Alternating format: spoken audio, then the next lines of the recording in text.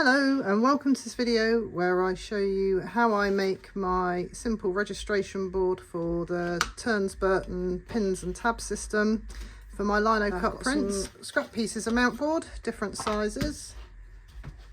I've got my linocut plate that I want to print, and I have some pieces of paper, several pieces of paper, all of the same size. Going to start by making sure that my piece of card is at least the size I need, or preferably bigger. Now I know that this ruler is just over 4.5 centimeters wide, and I leave 4 centimeters of paper, a bit more at the bottom, around a print. So I know that if I can put the ruler there, the plate, the block there, and the ruler the other side, got some left over, so I've got plenty of space. I'm going to leave a bit more at the bottom because we quite often leave a bit more at the bottom of the piece of paper so that we've got an extra bit of space for signing and numbering our prints. So I've got a bit more there, enough there, and then we need to leave space at the top for where the tabs are going to overhang.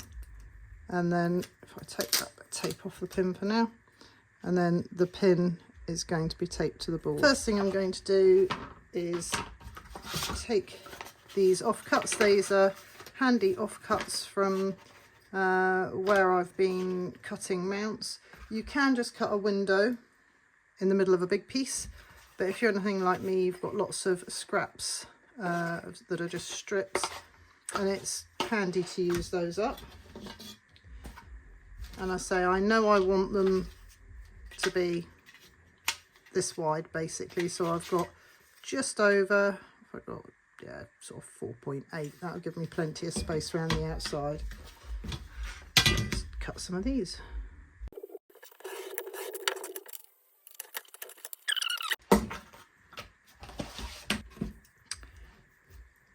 So for speed and freeze, I'm going to use double-sided sticky tape. I'm going to first of all cut this to the same length as this bit of board. A bit of this will get chopped off at the end because this board is wider than I need it, but for the sake of a tiny bit of card, cut that off.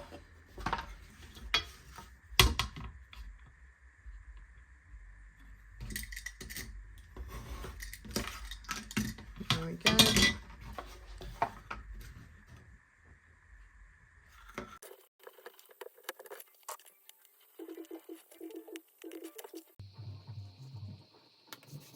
I'm going to line up the side piece and then line up this top piece, and you see I've left a little gap here so this can wiggle around slightly. I'm not too worried about that. I need to be able to get the plate in and out of here, so it makes sense to leave a little gap so that it doesn't get wedged.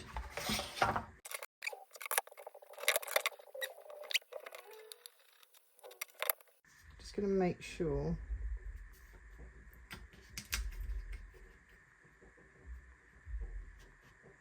that makes a nice snug right angle, which it does. Yeah, that's nice.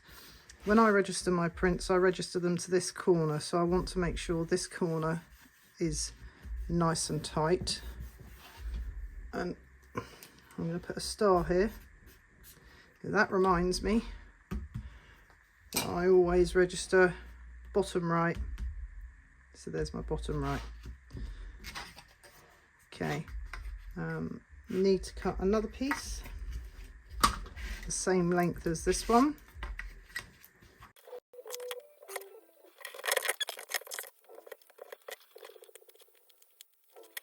The board at the moment is wider than I need it to be, so I've got my right angle. I'm going to put the plate in, and I'm going to leave a couple of mil just to make it easier to get the plate in and out. this piece here isn't so much here to register the plate. This bit's here just to help stop the paper bending over in the press. It shouldn't anyway. In theory you can just have your right angle, your tabs and your paper, and it'll work fine, because when you're relief printing you're not putting on a huge amount of pressure. If you're intaglio printing or printing with a damp paper under a lot of pressure, you will cause the paper to fold around or to pick up these little gaps. But the surface of the lino is way higher than these little gaps, and the amount of pressure you're going to be putting onto the paper is not enough to pick these up. Well, it's not when I print anyway. So yeah, so we've got that piece in. Final piece to go across the top.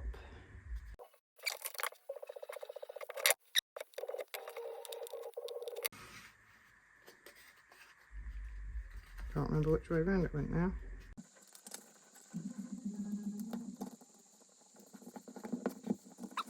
Now you have a frame and you have a baseboard. So the baseboard doesn't have to be a different colour, and any of this can be any colour you like. The only reason I've used a different colour board for the back is so you can see which bit is the base and which bit is the frame. And now the plate easily pops into there, and you see, if I was to forget that I register to this corner and put this in here and push it that way, then everything's going to be slightly out of line. Same with if I forget and I register it to the top corner, it'll all be slightly out of line.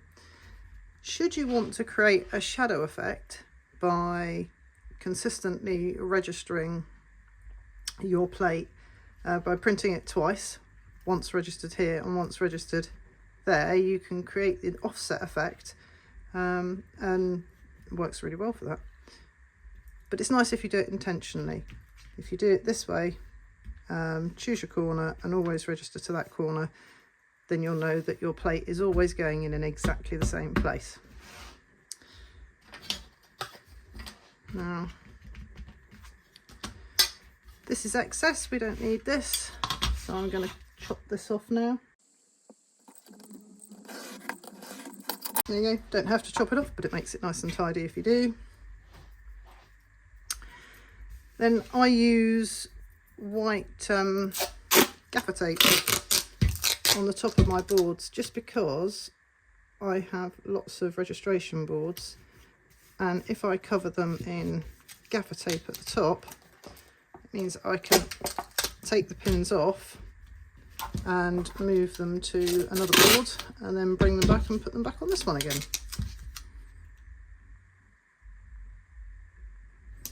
A couple of pieces of that.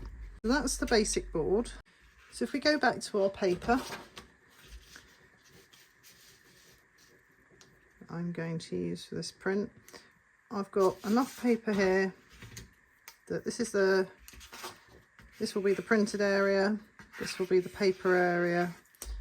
Paper's slightly narrower, but that doesn't matter. I'm just going to make sure I've got an even amount of gap both sides. This paper's actually being cut, so it's 4 centimetres of paper around the outside of the print, and then this is the extra 1/2 centimetre that I allow around the ruler.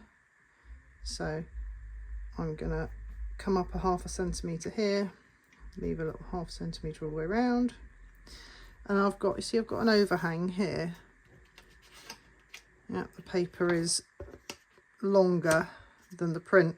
That's because we use tape to tape the tabs onto the paper, and I quite often rip the paper when I peel it off. Now, a lot of people don't mind that. It's a way of showing how you made the print. I quite often trim those bits off afterwards. So here's my tab collection. I'm going to grab a couple of tabs and grab a pair of pins, and to set up for the first piece of paper I'm going to put the tabs, put the pins onto my gaffer taped area, and then you've got a wider space and a circle. So the circle goes onto the pin. This gap here helps the sellotape adhere nicely to the paper. So I'll put those on. And as you can see, I've got a nice overhang of the tab crossing over onto the back of the paper. Before I stick the pins down to the board, I'm going to go and draw around the outside of the top of the pin. I've learnt from past experience that what I'm prone to doing is taking the pins off of one board, putting them on another, and then realising that I shouldn't have done that because I'm only part way through a print and I need to put the pins back. Well, you need to put the pins back in exactly the same place if you're putting them down for a print you're already working on. So if I draw around the pin, I know I can put the pin back in the same place should I do that. I'm just going to take another bit of tape and hold it in place. I'm going to do the same with the other one. So that's where I want it. I'm going to draw around. Of course, pen chooses this moment to start flaking out on me, of course it does. There we go, around the outside. And again, whilst holding that still in place, tape that down. And you don't have to do this, but I say I'm prone to going, oh look, I can take the pins off of that plate, off of that registration plate, and I'll take the pins off, and then I'll realise that I've got a couple of more layers to do on a print and I've moved the wrong pins. So the paper at the moment isn't taped to anything, so we take a couple of bits of masking tape is ideal.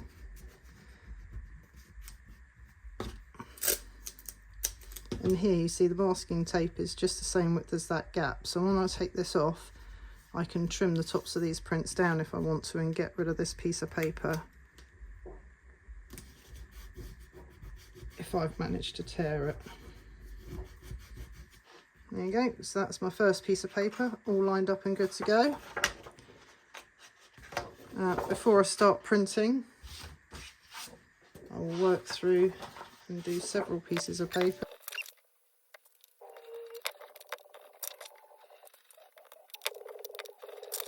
There you go, so I've got my paper and I have my registration plate. I can ink this up, pop it in here, and know that I can always register it to this corner. My paper will clip onto the tabs and then drop down onto the inked plate, and I know that I can print all 3 layers of this print, one on top of the other, and knowing that they're all going to register correctly. So that is a basic Ternes Burton tab and pin setup that I use. There are many other ways of using it. Nothing's more right or more wrong, but I find it cheap and easy. I have mountboard hanging around, and it's worked well for me for a long time, and I hope it works for you too. Cheers, thank you, bye bye.